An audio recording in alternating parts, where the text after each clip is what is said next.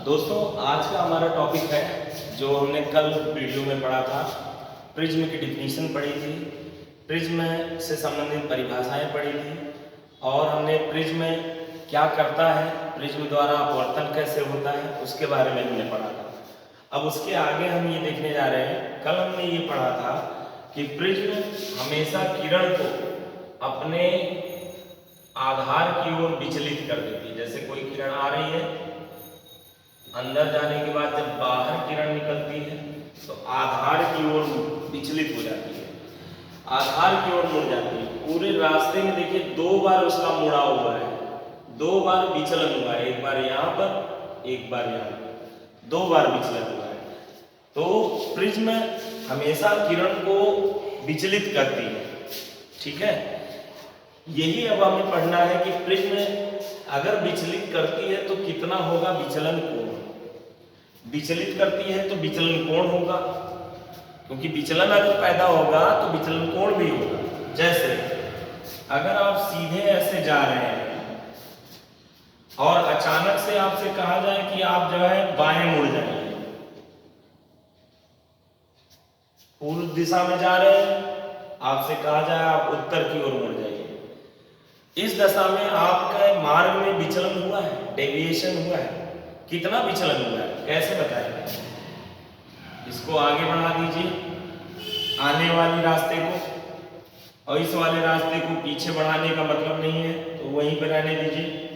तो अब देखिए जहां पे दोनों काट रहे हैं वहां पे खड़े हो जाइए। देखिए आपका मुख इधर था और अंत में आप इधर चले गए, तो कितना ज्यादा आप अपने मार्ग से मुड़े, कितना मुड़े आपको पता है कितने डिग्री? 90 डिग्री का विचलन हुआ है। तो अगर कभी भी आप अपने मार्ग से मुड़ जाते हैं तो आपके मार्ग में विचलन हुआ है। यदि प्रिज्म भी ऐसा काम करता है, किरण आ रही है, किरण को मोड़ दे रहा है, इसका मतलब प्रिज्म द्वारा भी विचलन हो रहा है।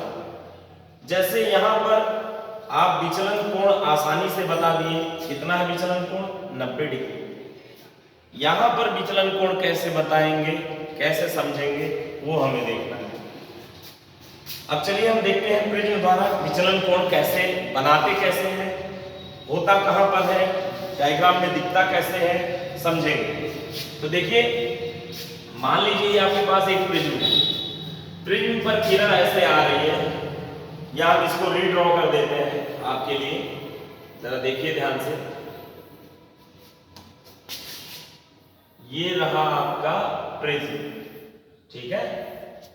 अब इस प्रिज्म पर प्रकाश की किरण इंसिडेंट ऐसे हो रही है, मान लीजिए ये हमने नॉर्मल ड्रॉ कर दिया, ठीक है। अब ये किरण सीधा तो नहीं जाएगी, क्योंकि रेयरर टू डेंसर जा रही है, तो नॉर्मल की ओर बेंड कर जाएगी। ये नॉर्मल की ओर झुक गई ऐसे, ठीक। दूसरे पृष्ठ पर पहुंची, यहां पर फिर से नॉर्मल ड्रॉ की, जाना चाहिए सीधे, बट माध्यम चेंज हो रहा है, मीडियम चेंज हो रहा है, इसलिए ये अपने मार्ग में सीधे नहीं जाएगी। क्योंकि डेंसर टू रेयरर जा रही है, सघन से विरल में, इसलिए अविलंब से दूर हट के, नॉर्मल से दूर हट के, नॉर्मल से आपका दूर हट के जाएगी, यूं करेगी। अब आपसे मैं ये पूछ रहा हूं, यहां पर विचलन कितना हुआ? विचलन मतलब रास्ते में मुड़ाव, विचलन कोण बताइए। तो विचलन कोण बताने के लिए याद रखिए हमेशा एक चीज यहां पे आपको स्पष्ट दिख रही है कि आए थे तुम इस दिशा में मुड़ करके, गए हो इस दिशा में मुड़ करके, तो विचलन कैसे कोण आप बताओगे? यहां तो बड़े आसानी से आप बता दिए थे, आए ऐसे थे और आए आपका ऐसे थे और गए ऐसे, तो विचलन कोण कैसे निकाले आप? आने वाली किरण को आगे बढ़ा दो, जाने वाली किरण जो अंतिम में निकल रही है उसको पीछे बढ़ा दो। पीछे इसको तो बढ़ाने का मतलब नहीं, जहां दोनों काटे वहीं पे देख लो विचलन कोण आपको पता चल जाएगा। ऐसे आए थे और ऐसे गए, तो कितना विचलन हुआ? 90 डिग्री। यहां पर कैसे बताओगे?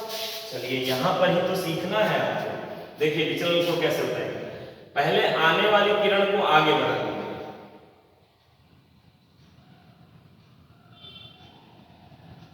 बढ़ा दिए, और अंत में निकलने वाली किरण को पीछे बढ़ा दीजिए।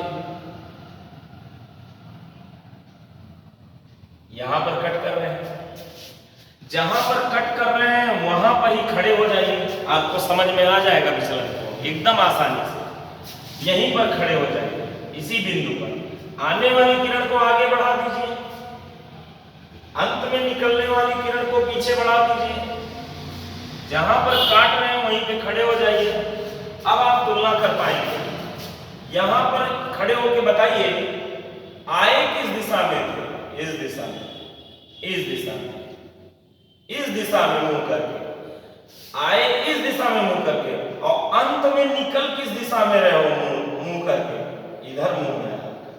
तो कितना घुमाव तुमने अंदर अंदर ले लिया है ये बताने के लिए आप देखिए, यही कोण तो आपने घुमाव लिया, इस दिशा में आए थे मुंह करके और इस दिशा में निकल रहे हो, तो कितना तुमने टोटल कुल घुमाव कितना हुआ आपका, इस दिशा में आए थे और इस दिशा में निकल रहे हो, तो कितना घुमाव आपने लिया, यही ना, यही तो विचलन कोण होगा। तो आपने इस दिशा से इस दिशा में घुमाव लिया है क्लॉकवाइज, ठीक है, टोटल इतना है आपका विचलन कोण, ठीक है। विचलन कोण का जो सिंबल होता है याद रखिएगा, विचलन कोण का संकेत होता है डेल्टा। क्या होता है, डेल्टा। तो ये हो गया आपका विचलन कोण। विचलन कोण बनाना आपको समझ में आ गया होगा। जिस दिशा से आए हो आगामी आपतित किरण को आगे बढ़ा दो, निर्गत किरण जो है उसको पीछे बढ़ा दो, जहां दोनों कट करेंगे उसी पॉइंट पर खड़े हो जाओ। अब वहां पर कंपेयर कर लो दिशाओं का, इस दिशा में आप आए थे और इस दिशा में गए हो अंत में, तो कुल कितना अपने मार्ग से तुमने मुड़ा है, ये इतना, यही हो गया आपका विचलन कोण। मेरी बात आपको समझ में आ गई। अब देखिए विचलन कोण का संकेत क्या होता है, डेल्टा। परिभाषा क्या है विचलन कोण की, जल्दी से बता दीजिए। आपतित किरण और निर्गत किरण के बीच का जो कोण होता है उसे ही हम क्या कहते हैं, निर्गत किरण और आपतित किरण, यही है आपतित किरण की दिशा। आपतित किरण को आगे बढ़ाने और निर्गत किरण को पीछे बढ़ाने से जो कोण बनता है उसी को आप विचलन कोण कहते हैं। ऐसे ही आप चलिए, परिभाषा क्या है विचलन कोण की, आपतित किरण को आगे बढ़ाने, आपतित किरण को आगे बढ़ाने और निर्गत किरण को पीछे बढ़ाने, निर्गत किरण को पीछे बढ़ाने,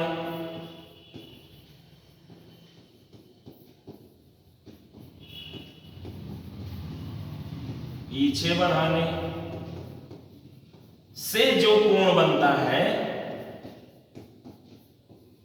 से जो कोण बनता है उसी को आप कहते हैं विचलन कोण। और विचलन कोण को किस अक्षर से, किस सिंबल से डिनोट करते हैं, डेल्टा से, ठीक है। बनाने का तरीका आपको यही है, डिफिनीशन भी यही लिख सकते हैं, तरीका भी यही है, ठीक है। तो आपका ये टॉपिक आपका ओवर होता है। हम नेक्स्ट टॉपिक पे जा रहे हैं। या आप डिफिनीशन में ऐसे लिख सकते हैं, आपतित किरण और निर्गत किरण के बीच का जो कोण होता है उसे ही हम क्या कहते हैं, विचलन कोण कहते हैं। बनाते कैसे हैं, आपतित किरण को आगे बढ़ा दो, निर्गत किरण को पीछे बढ़ा दो, जो कोण वहां पर कटान बिंदु पर बनेगा दोनों के बीच वही होगा आपका विचलन कोण। नेक्स्ट टॉपिक पे अब हम आगे चलते हैं। विचलन कोण आपको समझ में आ गया। ये देखिए आपका हेडिंग है प्रिज्म पर आपतन कोण और विचलन कोण डेल्टा। प्रिज्म पर आपतन कोण हम बदलेंगे और विचलन कोण डेल्टा पर क्या प्रभाव पड़ता है इसको हम देखेंगे। ये टॉपिक क्लास 10 और 12 दोनों के लिए है। ये वाला टॉपिक भी क्लास 10 और 12 दोनों के लिए है। जो टॉपिक क्लास 10th के लिए केवल होगी, 12th के लिए सॉरी, वो हम लिख देंगे, मेंशन कर देंगे, ठीक है। पिछला ये वाला टॉपिक क्लास 10th और 12th दोनों के लिए है।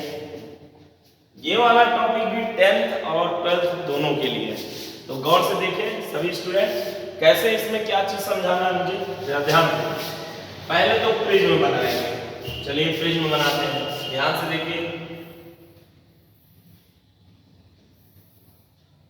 ये बहुत अच्छा है हेडिंग, बहुत इंपॉर्टेंट हेडिंग है। प्रिज्म में ये नाम ले लेते हैं ए, ये बी और ये सी। इस पर आपतन कोण, आपतन कोण के लिए पहले किरण को आपतित कराइए। चलिए देखिए किरण को आपतित कराने जा रहे हैं। ये है आपका किरण, आपतित किरण। अब इस पर अविलंब बनाएंगे हम, लीजिए अविलंब बना देते हैं। अविलंब बन गया। अविलंब से आपतित किरण का जो कोण बनता है उसे ही तो आपतन कोण कहते हैं। तो ये हो गया आपका आपतन कोण आई। आपतित किरण का, इंसिडेंट रे का अविलंब से, नॉर्मल से जो कोण बनता है उसे ही तो आपतन कोण कहते हैं, इंसिडेंट एंगल। इंसिडेंट का आई से डिनोट करते हैं एंगल को, ठीक है। अब ये किरण आगे जाती है, क्योंकि अविलंब की ओर झुक जाती है और ऐसे जाती है। फिर यहां पर दोबारा अविलंब बनाएंगे आप। इसके बाद क्या होगा आपका ये किरण का, जल्दी बताइए। जाना चाहिए सीधे, बट ये डेंसर टू रेयर जा रही है, इसलिए नॉर्मल से दूर हट जाएगी, अविलंब से दूर हट जाएगी, ऐसे जाएगी, ठीक है। हमें दो चीज इस हेडिंग को समझने के लिए बनाना है, एक आई बनाना है और एक डेल्टा बनाना है। आई कहां होता है बताइए जरा। आई आपका ये है आपतन कोण। डेल्टा विचलन कोण कहां बनता है, मैंने आपको समझा दिया विचलन कोण कहां बनता है। आपतित किरण को आगे बढ़ा दीजिए, आपतित किरण को आगे बढ़ा दीजिए। लो भाई बढ़ा दो इसको।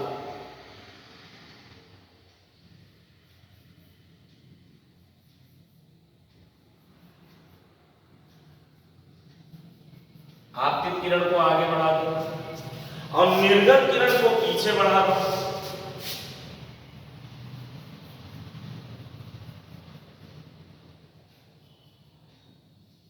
जहां दोनों कट कर रहे हैं वहीं पर विचलन कोण बनता है, विचलन कोण यहीं बनेगा, यहीं बनेगा। आए थे इस दिशा में, यहां पर खड़े हो जाओ, आए थे इस दिशा में, निकले हो इस दिशा में, तो कितना तुमने टर्न किया, कितना, यही तो आपका विचलन कोण है। इसका नाम है डेल्टा, इसका नाम है डेल्टा। दोनों बन गया। अब कह रहा है कि आपतन कोण को बदलो। चलो बदलते हैं और देखते हैं कि विचलन कोण पर क्या प्रभाव पड़ता है।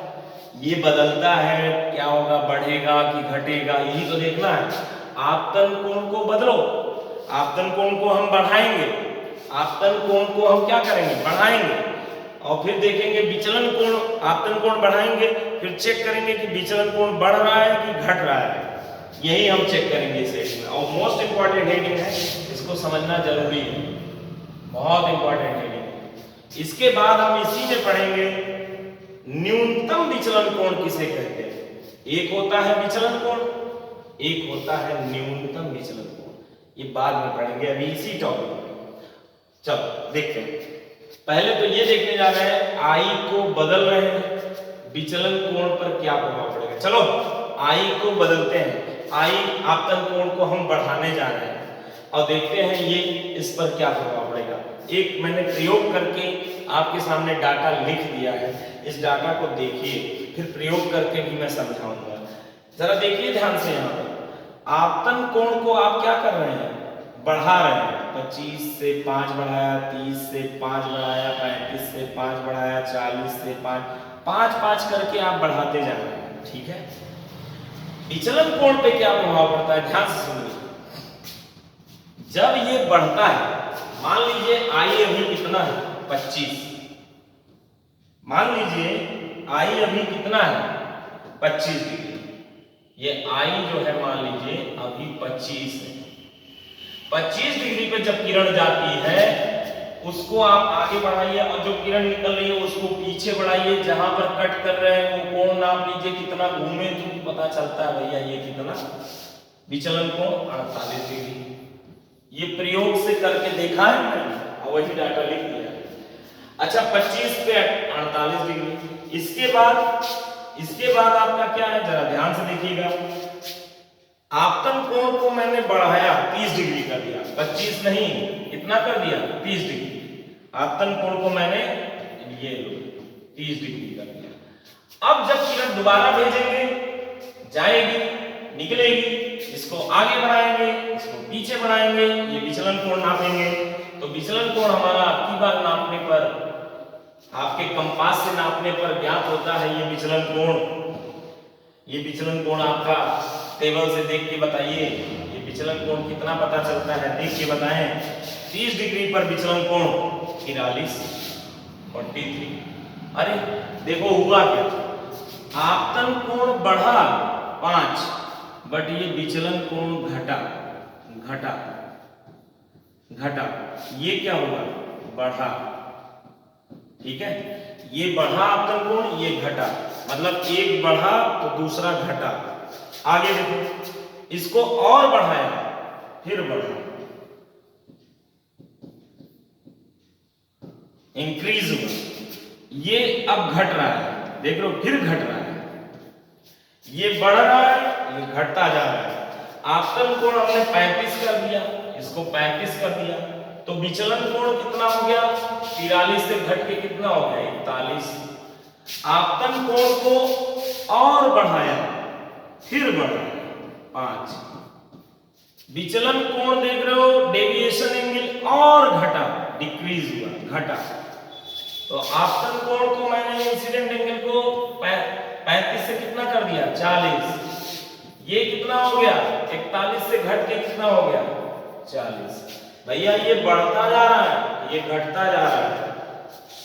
ठीक है, तो इस तरह से अब देखिए जरा ध्यान से, अब कुछ अलग होने वाला है, देखिए ध्यान से।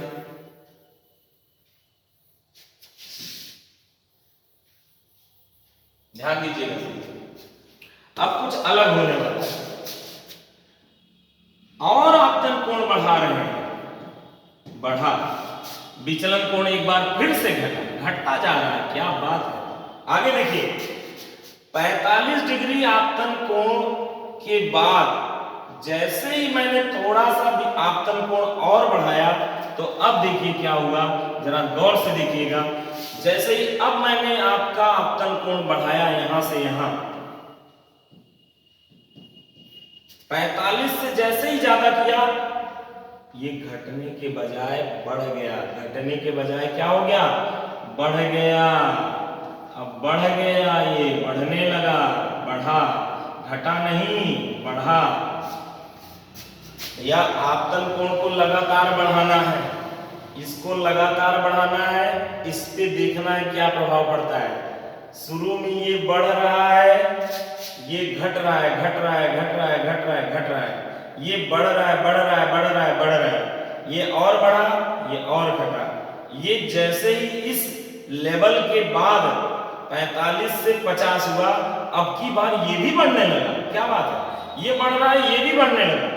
अब आगे यही होता रहेगा, ये बढ़ता रहेगा, बढ़ा, और ये भी बढ़ता रहेगा, बढ़ा, ये बढ़ता रहेगा, बढ़ता रहेगा, बढ़ रहा है, ये अब बढ़ता जा रहा है, बढ़ा।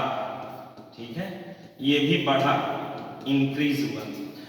क्या आपको इससे आपको समझ में आ रहा है, ये चीज आपको अच्छी तरह समझ में आ रही है कि जब आपतन कोण शुरू में बढ़ा रहे हैं प्रारंभ में, तो विचलन कोण क्या हो रहा है, घट रहा है। आपतन कोण आई इधर वाला मान लीजिए, इधर विचलन कोण डेल्टा मान लीजिए। आपतन कोण बढ़ रहा है, विचलन कोण घट रहा है शुरू में। आपतन कोण आपका आपतन कोण इंक्रीज हो रहा है, बढ़ रहा है। विचलन कोण क्या हो रहा है, ये डाउन हो रहा है, ये कम हो रहा है वैल्यू से। ये और बढ़ा, ये और कम हुआ, ये और बढ़ा, ये और कम हुआ। लेकिन जब ये 45 पे पहुंच गया, 45 पे विचलन कोण कितना है जी, 39। चलो ये 45 पे पहुंच गया, ये 39 पे है। ठीक है, अब जैसे ही 45 से इसको और बढ़ाएंगे, तो ये अब घटने के बजाय ये भी उठने लगेगा ऊपर ऊपर, इसी का दोस्त बन जाएगा, जैसे ये उठा ये भी, अब आगे ये बढ़ता जाएगा ये भी बढ़ता जाएगा। बात समझ में आ रही है? कुछ इस तरह से होगा। शुरू में आपतन कोण बढ़ाने पर विचलन कोण घटता है, लेकिन आपतन कोण एक ऐसी सीमा आती है जब उसके बाद और बढ़ाते हैं। 45 से 50 वाले को देखिए, एक लिमिट के बाद जब आपतन कोण और बढ़ाते हैं तो विचलन कोण घटने के बजाय बढ़ने लगता है।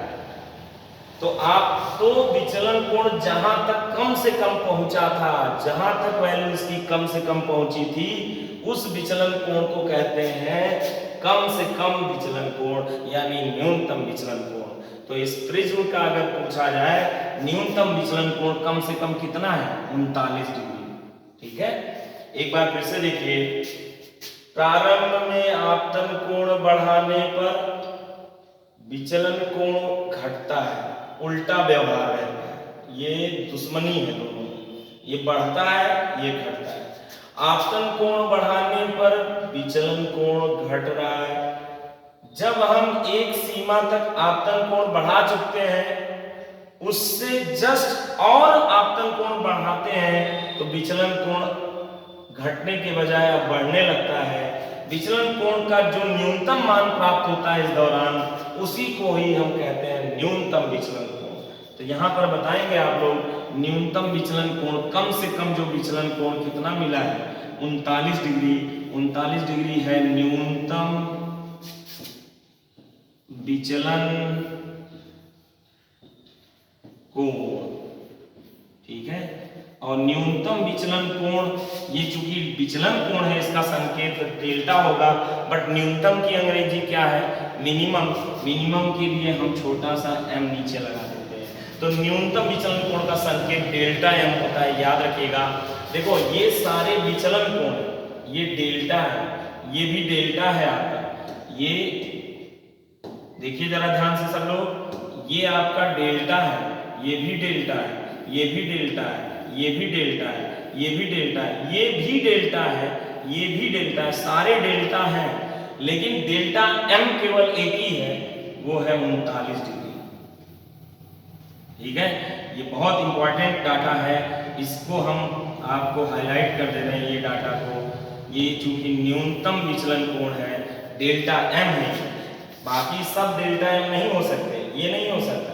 समझ में आ गया होगा मेरी बात। एक बार फिर से देखिए, पहले हम न्यूनतम विचलन कोण, ये हमने देखा कि I बढ़ाने से विचलन कोण पर क्या प्रभाव पड़ता है, बताइए। I बढ़ाने से, आपतन कोण बढ़ाने से शुरुआत में विचलन कोण घटता है, एक लिमिट के बाद I और बढ़ाते हैं तो विचलन कोण घटने के बजाय बढ़ने लगता है। ये है आपका I बदलने से विचलन कोण पर प्रभाव। अब अगला, न्यूनतम विचलन कोण किसे कहते हैं? मिनिमम डेविएशन एंगल किसे कहते हैं? देखिए, जब आपतन कोण हम बढ़ा रहे होते हैं प्रारंभ में, विचलन कोण क्या होता है? प्रारंभ में वो घटता है। एक सीमा से और अधिक आपतन कोण जैसे ही बढ़ाते हैं, विचलन कोण भी बढ़ने लगता है। तो विचलन कोण का जो न्यूनतम मान आपको प्राप्त हो चुका था, उसी को कहते हैं न्यूनतम विचलन कोण। आपतन कोण का मान प्रारंभ में बढ़ाने पर विचलन कोण कम होते रहता है, आपतन कोण बढ़ाते जाते हैं, विचलन कोण कम होते रहता है। एक सीमा के बाद आपतन कोण और बढ़ाने पर विचलन कोण उससे कम नहीं होता, बल्कि अब एक बढ़ने लगता है। तो जहां तक कम से कम आपको विचलन कोण मिला था, जो वैल्यू विचलन कोण का, उसी को हम न्यूनतम विचलन कोण कह देते हैं और उसको डेल्टा m से डिनोट करते हैं। इसका संकेत समझ में आ गया? न्यूनतम विचलन कोण किसे कहते हैं? परिभाषा समझ में आ गई? परिभाषा बताइए न्यूनतम विचलन कोण की। जब हम प्रारंभ में I को, आपतन कोण को बढ़ाते हैं तो विचलन कोण डेल्टा क्या होता है? शुरू में घटता है। लेकिन I को और बढ़ाते हैं तो डेल्टा विचलन कोण और घटता है। एक सीमा के बाद I और अगर बढ़ाया जाए, I कोण कम से कम वैल्यू के बाद वो जो है फिर से बढ़ने लगता है। विचलन कोण का मान जो कम से कम प्राप्त होता है उसी को आप न्यूनतम विचलन कोण कहते हैं, डेल्टा एम से डिनोट करते हैं। देखिए ये बहुत इंपॉर्टेंट है। अच्छा एक चीज मैं और आपको कहूंगा, किसी प्रिज्म के लिए और यहां मान लीजिए येलो लाइट हमने डाली है, कौन सी प्रकाश की किरण इसमें हमने डाली है, येलो लाइट।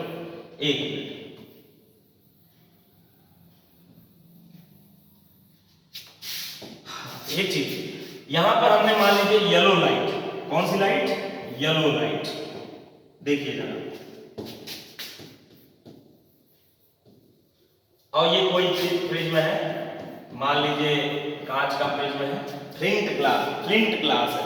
ग्लास बहुत तरह के होते हैं, क्राउन कांच होता है, फ्लिंट कांच होता है, और भी तरह के कांच होते हैं। मान लीजिए हमारा कोई कांच है, ये क्राउन कांच है, क्राउन ग्लास। इस ग्लास के लिए जो प्रिज्म है और येलो लाइट है, इसके लिए मान लीजिए ये प्रयोग है, तो न्यूनतम विचलन कोण कितना है, इससे कम तो हुआ नहीं विचलन कोण। ये न्यूनतम विचलन कोण जो है कितना है, मान लीजिए 39 डिग्री। तो न्यूनतम विचलन कोण 39 है। अगर यही क्राउन कांच के लिए रेड लाइट डालोगे, फिर प्रयोग करो, दूसरा रंग लेके फिर प्रयोग करो, टेबल बनाओ, तब न्यूनतम विचलन कोण जो आएगा, न्यूनतम विचलन कोण रेड लाइट के लिए जो है, रेड लाइट के लिए जो है कम होगा, इससे येलो से कम होगा। ये आपका किस लाइट के लिए है, येलो के लिए मान लीजिए। तो आप जब रेड के लिए करोगे तो रेड के लिए न्यूनतम विचलन कोण इससे कम आएगा। जो सबसे कम विचलन कोण पूरे टेबल में होगा वो जो है समथिंग 37 डिग्री या 37.5 ऐसे कुछ करके मैं बता रहा हूं, इससे कम ही आएगा। रेड के लिए न्यूनतम विचलन कोण जो आएगा वो इससे येलो से कम आएगा। मेरी बात समझ रहे हैं, येलो वाले से न्यूनतम विचलन कोण रेड का जो आएगा डेल्टा एम येलो का है। ये जो है डेल्टा एम किसका है, येलो कलर के लिए है, येलो के लिए है।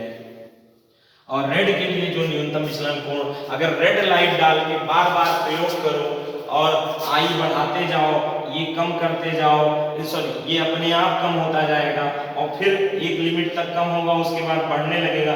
तो जहां तक ये कम से कम जाएगा, बताएं कितना होगा, उसका कम होता है। रेड लाइट का न्यूनतम विचलन कोण 37 डिग्री ही आएगी। तो उम्मीद है कि ये आपको पूरा टॉपिक क्लियर है। इसके बाद हम नेक्स्ट टॉपिक पढ़ेंगे जो केवल 12th क्लास के लिए है, वो बहुत इंपॉर्टेंट हेडिंग है, न्यूनतम विचलन कोण मतलब डेल्टा एम से की स्थिति में न्यूनतम विचलन कोण जब बन रहा हो तो विभिन्न परिणाम क्या क्या प्राप्त होते हैं उसको हम देखेंगे। अच्छा एक चीज मैं आपको बताना भूल गया, यहाँ अगर ग्राफ ड्रॉ करें, ग्राफ के बारे में बताना मैं भूल गया। इस एक्सिस पर एक्स एक्सिस पर मैं ले लेता हूँ आपतन कोण और y एक्सिस पर ले लेता हूँ विचलन कोण। जरा ग्राफ अगर ड्रॉ करें तो आप बताइए, i का मान 25 जब है, i का मान 25 है तो विचलन कोण 48 डिग्री है। 25 पे 48 तो यहाँ डॉट बनेगा। आपतन कोण 30 है तो विचलन कोण 43 है, 5 बढ़ा दिए तो विचलन कोण कम हो गया, नीचे आ गया। नीचे कितना तक आ गए, 43। तो ये इसके सीधे में 30 पे 43 डॉट यहां आया, 25 पे 48 डॉट यहां आया, 35 डिग्री पर 41 हो गया, 35 डिग्री पर आपका ये घट के विचलन कोण 41 यहां कहीं आएगा। 40 डिग्री पे ये भी 40 हो गया, 40 पे ये घट के 40 हो गया, मान लीजिए यहाँ आ गया। और 45 पे ये कम से कम हो गया विचलन कोण 39, 45 पे ये विचलन कोण कम से कम हो गया 39 यहाँ कहीं होगा, ठीक है 39 यहाँ कहीं होगा, 39 इससे नीचे आएगा, ठीक है। चलिए और उसके बाद 45 के बाद 50 पे ये 50 पे ये वापस जो है इसकी हाइट बढ़ जाएगी, 40 के सीध में आ जाएगा। समझ में आ रहा है मेरी बात, ठीक है। चलिए देखिए अब अब सभी पॉइंट्स को अगर मिलाइए तो ये आपतन कोण बढ़ा रहे हैं, आपतन कोण बढ़ा रहे हैं, लेकिन विचलन कोण हाइट जो है डाउन होती जा रही है ग्राफ की, और कम होते होते 45 पर, इससे कम नहीं गई, अब इसके बाद उठने लगी। 45 डिग्री पर आपतन कोण जब है तो विचलन कोण कितना है? 39 डिग्री। यही है न्यूनतम विचलन कोण। समझ में आया ग्राफ से भी? ग्राफ देखिए बिल्कुल सिमेट्रिक है, इस पॉइंट के जितना इधर है उतना इधर है, एकदम सममित है, ग्राफ सममित है। समझिए आप बात को, जितना इधर उतना इधर, मतलब 45 के पहले जो डाटा मिलेगा 45 के बाद वही डाटा मिलेगा। देखो आपतन कोण 45 पर विचलन कोण 39, 45 से 5 ऊपर आओ, आपतन कोण कम करोगे तो विचलन कोण कितना है? 40, इससे 5 बढ़ाओगे तो फिर 40, इधर देखो ये घटा और फिर उतने बढ़ गया, तो सिमेट्री है। देखो इधर अगली दो ऊपर जाओगे, दो लाइन नीचे, सेम डाटा रहेगा। समझ रहे हो? सिमेट्रिक है। तो उम्मीद है आपको ये लेक्चर क्लियर हो गया होगा। आप लोगों से रिक्वेस्ट है वीडियो को लाइक और सब्सक्राइब जरूर करें, और नेक्स्ट वीडियो में मिलेंगे आपसे ए हेडिंग के, जो कि क्लास 12th के लिए है केवल। उसके बाद बहुत सारे ऐसे हेडिंग है जो 10th और 12th दोनों का है, तो मैं लिख दिया करूंगा। जो 10th का है केवल, जो 12th का केवल है वो 12th वाले देखेंगे, 10th वाले उसमें इंटरेस्ट नहीं लेंगे।